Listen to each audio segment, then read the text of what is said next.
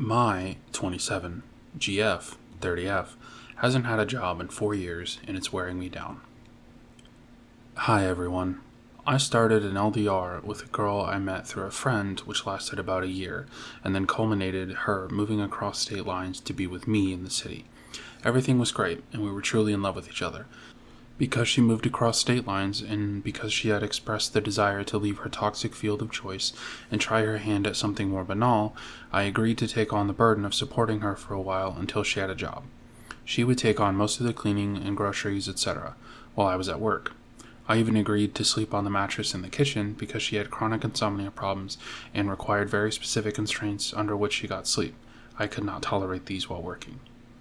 I feel like I've done everything I could for her, including taking care of her expensive medical needs, which destroyed my savings. After 1.5 to 2 years, I started to develop an anxiety disorder under the stress of supporting her.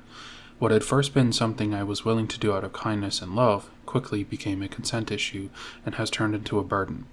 Fast forward now to 4 years after she came to the city and still no job. I'm a nervous wreck and feel completely emotionally run down by the burden of supporting her. I've destroyed my body putting on weight due to stress as well. I used to be pretty happy and carefree, but now I'm just depressed and anxious all the time. We have a non-existent sex life because my sex drive has tanked completely.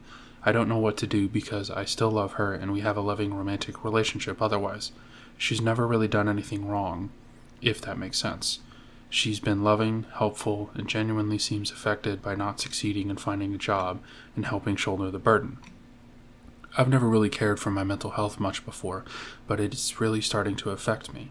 I've become emotionally unstable, and sometimes the stress and resentment come through in my interactions with her. The hardest part about all of this is I can tell that she's trying and just failing. I've tried to help and I've been rebuffed several times and only able to help a bit, but otherwise she hasn't done anything wrong. If she has, I haven't been able to tell what she's doing wrong in particular, because I can't and don't want to be there 24/7 to monitor every job application.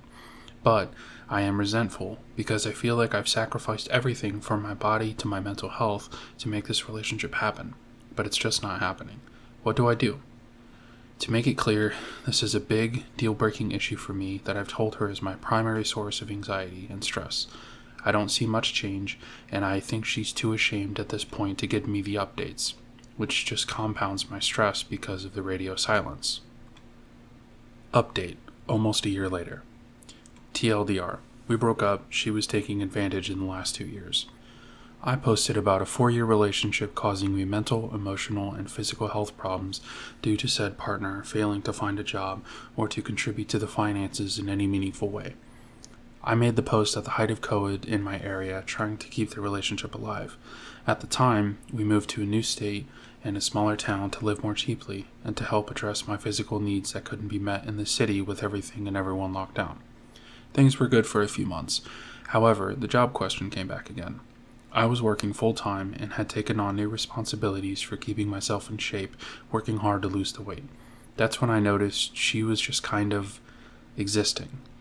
She wasn't excited about anything in the area and wasn't doing much to find jobs. I had a talk with her in October, and we agreed that perhaps my request that she find a salaried 9-to-6 job could be relaxed, and a part-time would be sufficient to help out. After all, I only needed 2 things from her: space from time to time, and her to help out in any way she could with the finances. The first 2 final straws occurred that winter. I was working to build a new business from scratch, and I had to leave my job in order to do it, which meant around 4 months of negative income. It was going to be tight, but she agreed to help support by finding an easy job. This support never came. She couldn't do it or didn't want to. I began to notice it felt more like the latter. As a result, we barely made rent in February, thanks to my taking on contract work on the side, effectively working 2 jobs. We had a huge fight in February over this. I wasn't willing to be that close to being homeless just because she didn't want to work a job that was beneath her qualifications. I made it explicit that this was a deal breaker for me and that I would not move an inch in the relationship until she started contributing in the way we discussed. She agreed. Another 5 months went by with no job. At this point, frustrated with her lack of success, she asks me to move into her hometown and to move in with her parents while she looks for a job where she had to network. I flat out refused and we went on a break. I moved to a new state and hoped that maybe some space would allow me to think about the relationship clearly. By September this year, I realized I felt completely happy to be on my own and stress-free. We broke it off completely. To my knowledge, she still doesn't have a job as of this post. I feel used, emotional, physically, and financially abused, and hurt by how casually someone could run me to the ground like this. But I also feel hopeful about myself, and I'm seeing a therapist who's helping me unpack it all. Further, my business was worth it. It's taken off and given me enough time and space to deal with all of this while managing a healthy lifestyle. Overall, the biggest downer is I feel like I just wasted 5 years of my life with someone who I'm fairly sure was a subtle abuser the whole time. It hurts to say it, but I always felt like the bad guy, or the way she would guilt trip me and keep me from my friends. Bad news. I'll never let anyone do this to me again. My opinion. Yeah, it's clear to me that I think the girlfriend never had good intentions from the start, because she, the first one would always ask about updates and things like that. And then she would just go radio silent about it. That to me shows that, no effort is being put in clearly. But also that they are sort of expecting this person to just kind of take care of them. And they keep sort of saying all the right things, but as we all know, actions speak louder than words. So for me, I clearly see that, it seems like time and space away from the person causing that big of a change due to like lack of anxiety, lack of, mental health issues. I think that definitely plays a factor in the fact that she was absolutely emotionally abusing her and also financially abusing her. She was taking advantage of someone who, was loving. And I think some people, they feel like that is part of love, is to be taken care of. But that was never discussed. That was never really talked about. She just kept saying, oh, I'll find a job, and then not doing it.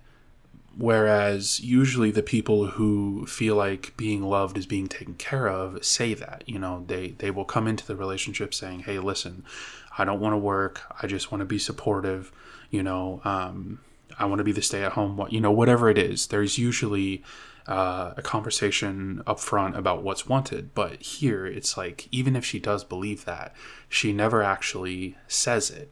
She keeps sort of stringing her along and keeps saying like, oh, I'll find a job, but then never does. So for me, I would say that, this definitely seems like a clear sort of cut and dry, the girlfriend was definitely abusing her, and unfortunately this happens all the time. And I'm really glad that the OP is getting therapy and going through it, and honestly taking the jump to start their own business, and they were clearly ambitious from the start. It's just a matter of some people see that ambition and they go, ooh, maybe they can take care of me. And it's like, man, that's not the only reason why someone should work hard. Like, people should be able to own their own success. And when you sort of come in and are like, oh, I'll just take it for myself, it's like so demeaning and just truly, honestly, a shitty thing to do, and makes you not a great person. And I hope I hope the girlfriend ends up going to therapy as well, and, maybe finding a new job, and, being a little bit less arrogant about what kind of jobs, she wants to work.